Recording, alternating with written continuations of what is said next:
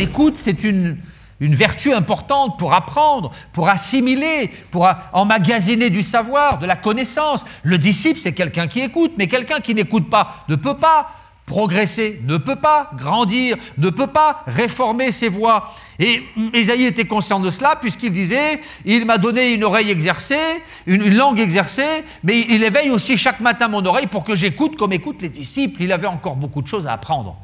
Tout comme Moïse, qui avait vu la gloire de Dieu, qui avait vu la face de l'Éternel et qui pourtant avait encore tant de choses à apprendre. Alors Dieu va permettre que Moïse soit attentif, que Ésaïe soit attentif, et que Dieu fasse que nous puissions nous aussi apprendre à écouter. Écouter la voix du Seigneur. C'est le titre de mon message, apprendre à écouter Dieu. Est-ce que vous savez écouter? Est-ce que vous savez écouter? Vous savez, écouter, c'est important parce que l'écoute produit la foi. Si on sait écouter, Dieu nous parler, Dieu nous reprendre, Dieu nous instruire, Dieu nous conduire, si on sait entendre la voix de Dieu, si on sait encore entendre sa voix, alors il va entretenir notre foi, il va faire grandir notre foi. La foi vient de ce qu'on entend. C'est écrit dans la Bible, la foi vient de ce qu'on entend. Vous savez, si vous prêtez l'oreille aux discours de ce monde, vous allez perdre la foi. Les discours de ce monde vont produire le doute, la crainte, le scepticisme, le désarroi, l'incrédulité. Mais si vous prêtez l'oreille à la voix du berger, alors votre foi va s'affermir, votre foi va grandir. La foi vient de ce qu'on entend, qui vient de la parole de Dieu. Fermez vos oreilles parfois à ces discours qui viennent du monde et soyez à l'écoute de Dieu, soyez à l'écoute de Jésus. Le Seigneur saura vous reprendre quand vous ferez fausse route, il saura vous encourager quand vous serez à terre, il saura vous conseiller quand vous serez comme déboussolé. C'est important d'apprendre à écouter la voix du Seigneur. De nombreux textes dans la Bible nous parlent de cela.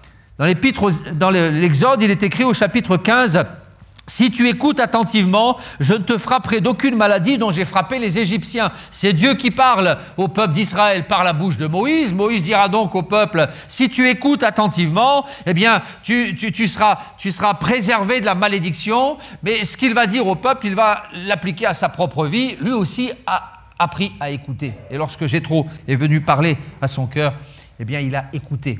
Écouter, c'est un mot important dans la vie chrétienne. Parce que écouter, ça ne signifie pas simplement percevoir un son. C'est autre chose. Écouter, c'est obéir. Écouter, c'est être malléable. Écouter, c'est être docile, c'est être dirigeable. Est-ce que Moïse était docile? Est-ce qu'il était dirigeable? Lui qui dirigeait le peuple? Eh bien, oui. Oui, parce que quelque temps plus tard, il est écrit « Moïse écouta la voix de son beau-père et même il fit tout ce qu'il avait dit. » Donc, il aurait pu l'écouter sagement pendant un temps et puis ensuite n'en faire qu'à sa tête. Mais non. Il a écouté et ensuite il a mis en pratique. Parfois, on écoute, mais on n'en fait qu'à notre tête. On écoute sagement le dimanche matin et puis ensuite, eh bien, on oublie. On est des auditeurs oublieux. Moïse, lui, a écouté la voix de son beau-père et il a fait tout ce qu'il lui avait dit. C'est important d'écouter parce que ça peut nous éviter des naufrages, des souffrances, des peines. Un jour, Paul a été envoyé à Rome pour qu'il comparaisse devant le tribunal de César. Il est donc monté sur un navire, il a commencé son voyage, ils ont fait une escale, et le Seigneur a parlé à Paul en lui montrant qu'il y a une tempête se préparait, et lorsque le capitaine du navire et les soldats et toute l'équipe s'est préparée à repartir, Paul les a avertis et leur a dit « Je vois que le voyage ne se fera pas sans péril, sans difficulté. » Et il les a conseillés, il leur a conseillé de rester là. Mais la Bible dit que le patron du navire n'a rien écouté et ils sont partis. Et plus tard, ils ont fait naufrage. Et lorsqu'ils étaient là, et que les voiles étaient déchirées, et que le bateau était complètement brisé, Paul se lève à nouveau, et Paul dira, « Mais il fallait m'écouter. Il fallait m'écouter. Si vous m'aviez écouté, vous n'auriez pas eu à subir ce naufrage. C'est dommage. Si vous m'aviez écouté, vous n'auriez pas perdu la cargaison du navire. Si vous m'aviez écouté, et Paul de dire à tous ceux qui étaient là, il fallait m'écouter. Et parfois Dieu nous dit, mais si tu m'avais écouté, tu n'en serais pas là aujourd'hui. Si tu m'avais écouté, tu n'aurais pas vécu ces souffrances, ces peines. Si tu m'avais écouté. Moïse, lui, savait écouter. Ésaïe savait écouter. Et quand Dieu nous parle, il est important de savoir écouter. L'autre question qu'on peut se poser, c'est « Mais comment Dieu fait-il pour parler ?» Comment Dieu fait-il pour parler? Moi, je n'ai jamais entendu une voix audible. Et pourtant, Dieu m'a parlé.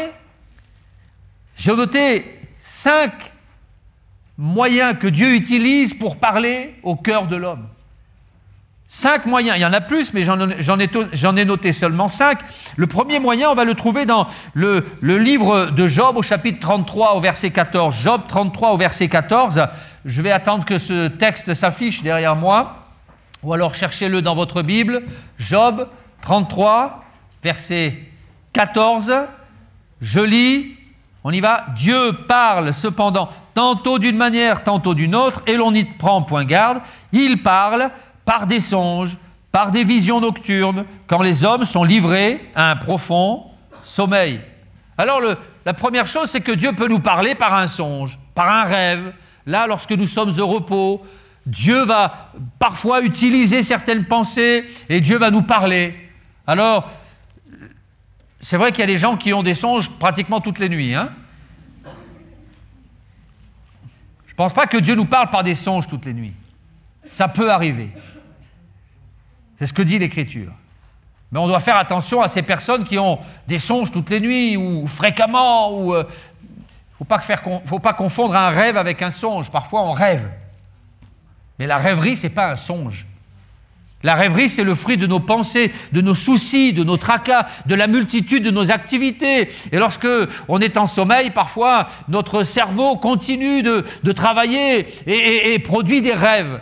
Mais c'est pas pareil. Un rêve n'est pas un songe n'est pas un rêve. Un songe, c'est la voix de Dieu qui nous parle, c'est le Seigneur qui nous envoie un message précis. Alors on ne doit pas tout confondre. Mais ça peut arriver. Et puis on continue la lecture dans Job 33 au verset 19. Il est dit, par la douleur aussi, l'homme est repris sur sa couche. Quand une lutte continue vient agiter ses os, alors il prend dégoût le pain, même les aliments les plus exquis. Sa chair se consume et disparaît, ses os qu'on ne voyait pas sont mis à nu, son âme s'approche de la fosse et sa vie des messagers de la mort.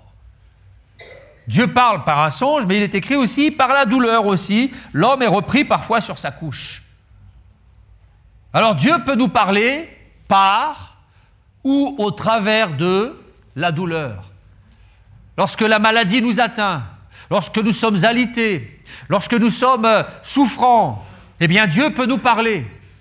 Je ne suis pas en train de dire que lorsque nous sommes malades, c'est parce que Dieu nous condamne, nous juge et que nous avons péché, pas du tout. Mais je suis en train de dire qu'au travers de la souffrance, Dieu peut nous enseigner, Dieu peut nous parler. Lorsque nous sommes mis à l'arrêt et que nous sommes alités, malades, eh bien cette situation peut nous porter à la réflexion. Et lorsque nous réfléchissons, Dieu peut nous enseigner. Et si vous êtes malade aujourd'hui, si vous êtes souffrant, je vous invite à réfléchir à votre situation, mais réfléchir aussi au sens de la vie, réfléchir peut-être à vos choix, à vos décisions, passées ou futures. Et Dieu va vous parler. Parfois, il faut s'arrêter pour entendre la voix de Dieu. Il n'y a rien de tel qu'un arrêt maladie pour être à l'arrêt. Et là, on est comme stoppé, inactif, on ne peut plus rien faire, sinon réfléchir. Au jour du bonheur, réjouis-toi. Au jour du malheur, réfléchis, dit la Bible.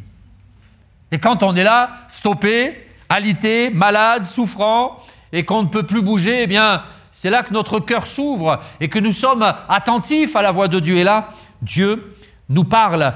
Et puis, un autre moyen que Dieu utilise, c'est dans l'épître de Paul à Timothée. On va aussi lire ce passage dans 1 Timothée, chapitre 1er, au verset 18. Il est dit...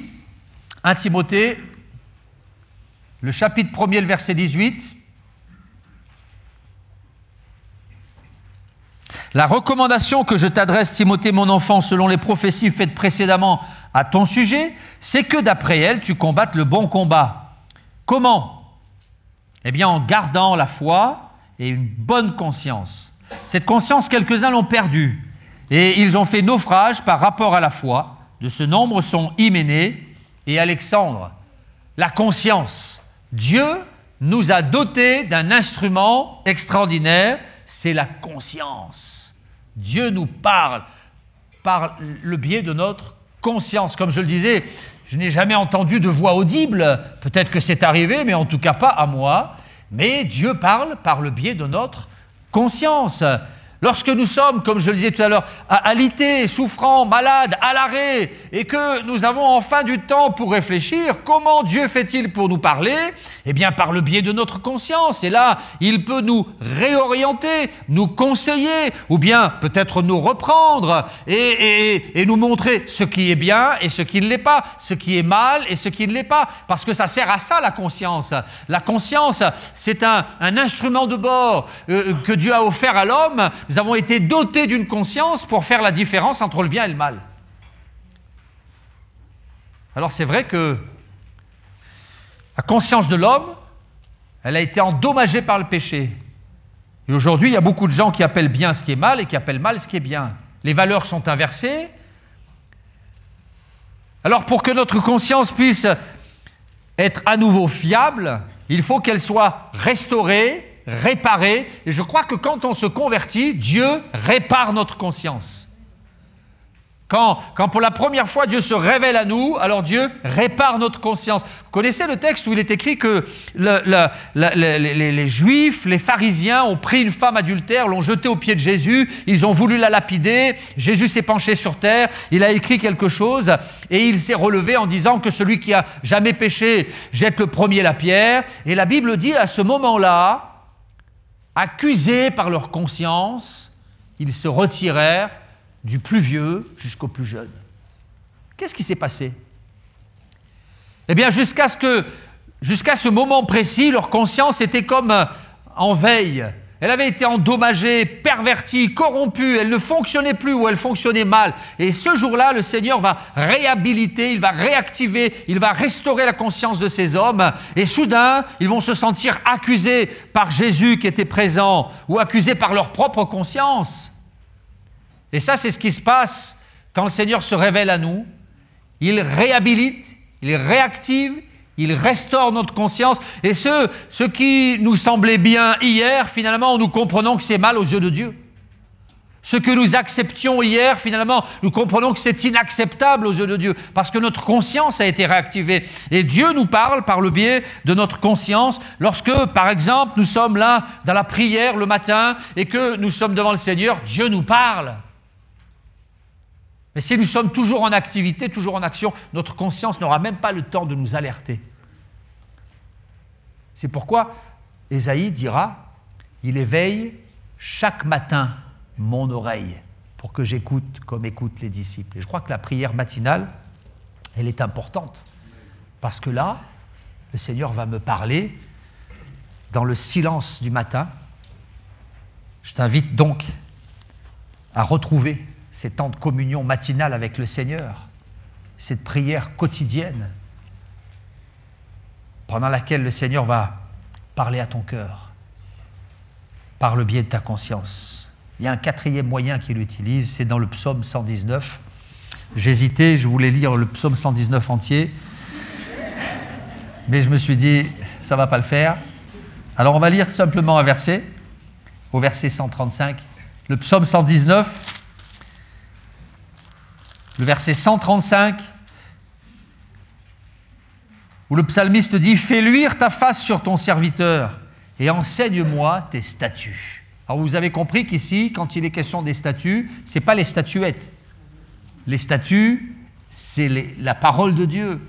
Ce sont les commandements du Seigneur. Et David dira « Fais luire ta face sur ton serviteur, enseigne-moi tes statuts. » Donc, les statuts de Dieu nous enseignent. La parole de Dieu, les Écritures, nous enseignent. Ce qui est écrit, c'est important. Parce que ça me révèle qui est Dieu, ce qu'il veut, ce qu'il fait, ce qu'il pense, ce qu'il veut que je sois. Lire la Bible, ça m'enseigne. Et je vous invite, là encore, à retrouver le goût de la lecture des Écritures. Lire la Bible, c'est tellement important. Et la lire, mais pas seulement, aussi la méditer, s'en imprégner, la mémoriser, la laisser pénétrer notre âme. Aujourd'hui, on est pris par le temps, les activités, on a tellement peu de temps. Mets du temps à part pour lire la Bible. Mets du temps à part pour écrire sur un cahier, sur un papier, les textes que Dieu aura placés sur ton cœur. Mets du temps à part, après avoir lu la Bible, pour prier sur le texte que Dieu t'a montré, sur la pensée qui a jailli du texte. Prends du temps pour le Seigneur, pour lire la Bible. Nous avons fait vendredi soir une étude biblique, au cours de laquelle nous avons parlé du livre des Juges. Nous avons évoqué 7 passages, 7 récits du livre des Juges. Et on a été surpris de voir qu'il y a beaucoup de textes qu'on ne connaît pas, beaucoup de récits dans la Bible que nous ne connaissons pas. Et je crois que le peuple de Dieu aujourd'hui souffre d'un appauvrissement dans le domaine de la connaissance biblique. Un appauvrissement dans le domaine de la connaissance biblique. Mais si nous acceptons cette situation, alors nous allons manquer d'une base solide. Parce que la connaissance biblique, c'est notre base. C'est sur la connaissance biblique que nous nous reposons, que nous nous appuyons. C'est notre base, c'est notre fondation. Et je crains qu'aujourd'hui, le peuple de Dieu souffre de cette maladie, un appauvrissement de la connaissance biblique. Alors on aime se retrouver, nous avons de beaux cantiques, on chante haut et fort, mais en réalité, notre connaissance biblique diminue au fil du temps. Parce que le diable nous vole du temps. On n'a plus le temps de lire la Bible parce qu'on fait 1000 choses futiles et inutiles. Dieu pourtant nous parle par la Bible. Et je crois que c'est tellement important. Et puis le 5e point, 5e moyen que Dieu utilise pour nous parler, Dieu utilise aussi notre entourage, parfois dans notre famille, dans l'Église, un chrétien, un pasteur, un serviteur de Dieu. Est-ce que vous savez que Dieu parle par la bouche des serviteurs de Dieu parfois ? Eh oui. Comment Dieu a-t-il fait pour parler à Moïse ? Bien, il a utilisé un homme qui s'appelait Jéthro. Et Jéthro, ce n'était pas seulement son beau-père, mais Jéthro, c'était un sacrificateur. Dans le livre de l'Exode, chapitre 18, il est écrit « Jéthro, sacrificateur de Madian, beau-père de Moïse, apprit tout ce que Dieu avait fait en faveur de Moïse et Israël, etc., etc., etc. » Et il va aller auprès de Moïse. C'était un sacrificateur, donc c'était un homme de Dieu. Et il peut arriver que Dieu nous parle par la bouche du serviteur de Dieu, par la bouche de l'homme de Dieu. C'est pour cette raison que c'est important de venir à l'Église. Parce qu'à l'Église, Dieu va nous enseigner, nous reprendre, nous parler, nous consoler, nous conseiller, aussi par la bouche du serviteur de Dieu. Pour cela que Dieu a mis en place des ministères pour enseigner, pour transmettre la crainte de Dieu, pour transmettre la connaissance de Dieu, pour enseigner la parole de Dieu. Il est écrit dans les Actes des Apôtres qu'ils se retrouvaient chaque jour et ils persévéraient dans la fraction du pain, dans les prières et dans l'enseignement des apôtres. Dieu va mettre en place des apôtres, des hommes qui avaient reçu quelque chose de la part du Seigneur. Et ces hommes qui avaient reçu un ministère d'enseignement, eh bien, avaient été mandatés pour transmettre au peuple de Dieu le savoir qu'ils avaient reçu, mais aussi pour être comme des canaux. Et ils enseignaient le peuple. Dieu parle aussi par la bouche des serviteurs de Dieu. Et si tu t'éloignes de l'Église, eh bien, tu vas te priver de ce moyen que Dieu peut utiliser pour te parler. Alors que nous puissions être comme Moïse, comme Ésaïe et comme tant d'autres qui ont appris à écouter le Seigneur. Alors j'aimerais que maintenant on puisse faire une prière et qu'on dise au Seigneur, apprends-moi à être attentif, Seigneur.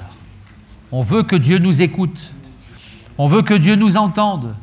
On apprécie que nos prières atteignent le trône de la grâce et que Dieu prête l'oreille. Mais Dieu, lui aussi, attend de nous une écoute attentive.